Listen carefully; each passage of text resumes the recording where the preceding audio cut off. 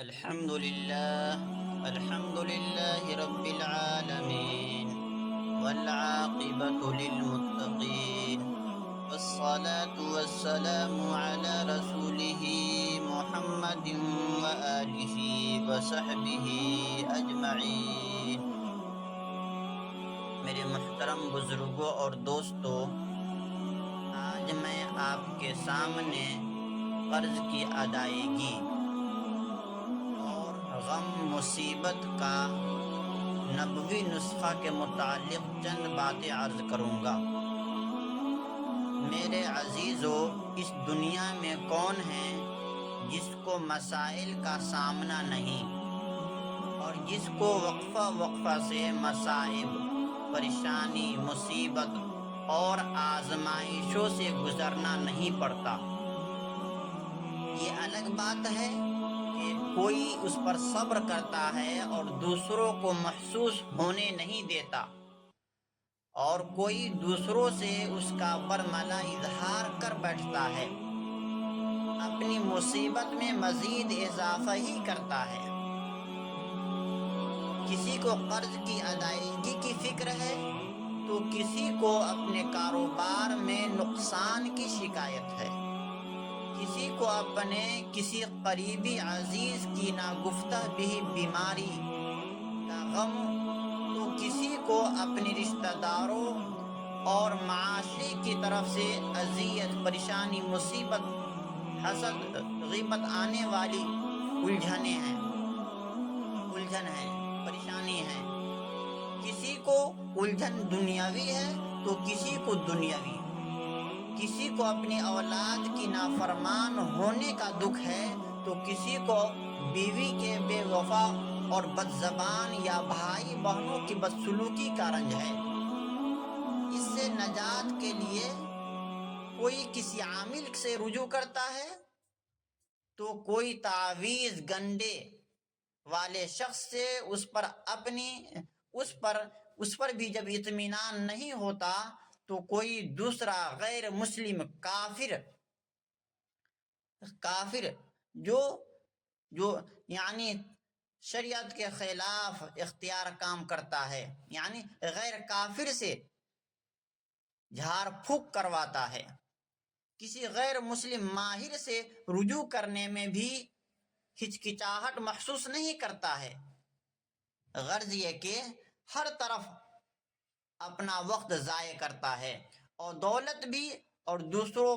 دوسری طرف اسی کے ساتھ اس کا ایمان بھی کمزور ہو جاتا ہے۔ اب یقینی بات ہے کہ کوئی شخص یعنی کوئی مصیبت میں، کوئی پریشانی میں ہے، اور وہ غیر مسلم عملیات، جو غیر مسلم ہیں، عامل ہے یا جادوگر ہے، ان سے اپنا رابطہ کر کے اپنا کام کرواتا ہے، تو یاد رکھیے اس کا ایمان بھی کمزور، خراب ہوتا ہے، اور عقیدہ بھی۔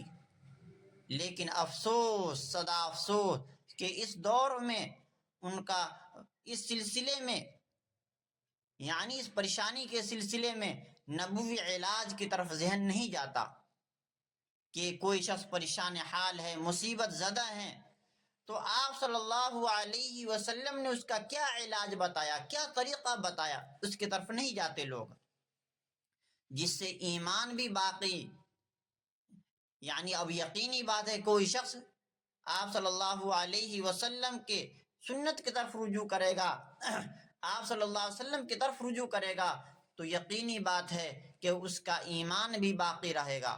اور کام بھی بنتا ہے، کام بھی ہو جائے گا، عقیدہ بھی سلامت رہتا ہے اور غم بھی زائل ہوتا ہے، بشرطے کہ پختہ عزم اور مضبوط ارادے سے اس پر عمل کیا جائے۔ صحابہ کرام بھی ہماری طرح انسان تھے، ان کو بھی اسی طرح کے مسائل، وصائب کا سامنا کرنا پڑتا تھا، مصیبتوں کا سامنا کرنا پڑتا تھا، لیکن ان میں اور ہم میں فرق صرف یہ ہے کہ وہ ہر حال میں ان سب کا دینی حل ہو یا دینی حل میں تلاش کرتے تھے، یعنی اپنی ہر پریشانی کا حل دین میں ہی تلاش کیا کرتے تھے۔ چنانچہ ایک مرتبہ ایک برگزیدہ صحابی حضرت ابو امامہ رضی اللہ تعالی عنہ کو اللہ کے رسول صلی اللہ علیہ وسلم نے ایک دفعہ نماز کے بعد خلاف معمول مسجد میں مغموم حالت، پریشان حال میں دیکھا، تو آپ صلی اللہ علیہ وسلم نے ان سے اس کی وجہ دریافت کی۔ انہوں نے ادباً عرض کیا، یا رسول اللہ، پریشانیاں لاحق ہیں، پریشانی چاروں طرف سے گھیر رکھا ہے، اور قرضوں کا بوجھ ہے جس میں میں گھرا ہوا ہوں۔ آپ نے یہ سن کر فرمایا، اے ابو امامہ، کیا میں تمہیں ایسا نسخہ نہ بتاؤں اور ایسی دعا نہ سکھاؤں کہ اس کو پڑھنے سے غم بھی زائل ہو جائے گا، دور ہو جائے گا، اور قرضہ بھی ادا ہو جائے گا؟ ابو امامہ رضی اللہ تعالیٰ عنہ نے عرض کیا، یا رسول اللہ، ضرور بتائیے، ضرور ارشاد فرمائیے۔ آپ صلی اللہ علیہ وسلم نے ارشاد فرمایا کہ تم صبح و شام یہ دعا پڑھا کرو، اللہم انی اعوذ بک من الہم والحزن واعوذ بک من العجز والکسل واعوذ بک من الجبن والبخل واعوذ بک من غلبۃ الدین وقہر الرجال۔ اس کا ترجمہ کہ اے اللہ، میں آپ سے پناہ مانگتا ہوں غم و فکر سے، عاجزی و سستی سے، بزدلی سے، بخل سے، قرضوں کی کثرت اور لوگوں کے ظلم سے۔ حضرت ابو امامہ رضی اللہ تعالیٰ عنہ کہتے ہیں کہ چند ہی دن گزرے تھے کہ ابو امامہ نے اس معجزانہ دعا کو پابندی سے پڑھنے کا اہتمام کیا، اور اللہ کے رسول سے آ کر عرض کیا کہ حضور، میرا سارا غم دور ہو گیا اور سارا قرضہ بھی ادا ہو گیا۔ کہ میرے عزیز دوستو، ہمارے ساتھ، آپ کے ساتھ، پوری دنیا کے ساتھ پریشانی، مصیبت جڑا ہوا ہے، لگا ہوا ہے، ساتھ ہے۔ اس کا حل ہم کہاں تلاش کریں؟ آقا نامدار جناب محمد رسول اللہ صلی اللہ علیہ وسلم کی سنت میں تلاش کریں۔ اللہ جب ہم پر پریشانی، مصیبت آئے تو ہم اللہ اور اللہ کے رسول کی طرف رجوع کریں۔ اس کا حل، اپنی پریشانی کا حل اللہ اور اللہ شریعت میں تلاش کریں، نبی کی شریعت میں، اللہ کی شریعت میں اس کو ڈھونڈے۔ آج ہم پر کوئی مصیبت، کوئی پریشانی آتا ہے تو ہم تعویذ گنڈے والوں کے پاس چلے جاتے ہیں، اور کہاں کہاں گھومتے، دوڑتے، پھرتے، بھاگتے ہیں کہ ہمیں اسے چھٹکارا ہو جائے۔ میرے عزیز دوستو، ایسا، اور بعض دفعہ تو لوگ، ایمان والے مسلمان لوگ، غیر مسلم عامل ہوتے ہیں، ان سے اپنا تعلق رکھتے ہیں اور ان سے اس کے متعلق کام کراتے ہیں، جھاڑ پھونک غیر مسلموں سے کراتے ہیں۔ تو آپ اندازہ کیجئے کہ جو اپنا کام غیر مسلموں سے کرائے، جو کفریہ ورڈ سے کرے، کیا اس کا ایمان محفوظ رہے گا؟ تو اس کا عقائد بھی خراب ہو جائیں گے، اس کے ایمان بھی خراب ہو جائیں گے۔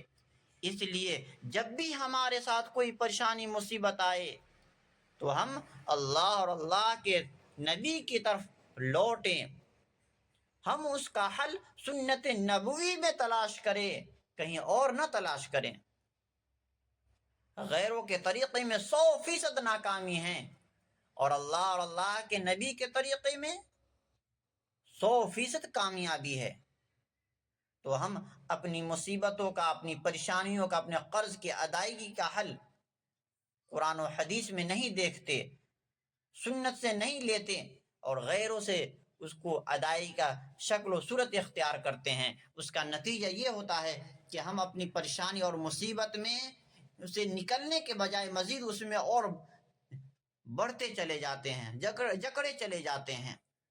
اس لیے میرے عزیز دوستو، ہم سب دعا کیجئے کہ اپنے ہر پریشانی کا حل ہم شریعت میں تلاش کریں، قرآن میں تلاش کریں، نبی اور صحابہ اقوال بزرگان، نبی کے اقوال میں، صحابہ کے طریقوں میں ڈھونڈے، اور اس پر اور سنت پر عمل کرنے کی کوشش کرے۔ اللہ پاک ہمیں بھی اور آپ کو بھی عمل کی توفیق عطا فرمائے۔ وما علینا الا البلاغ۔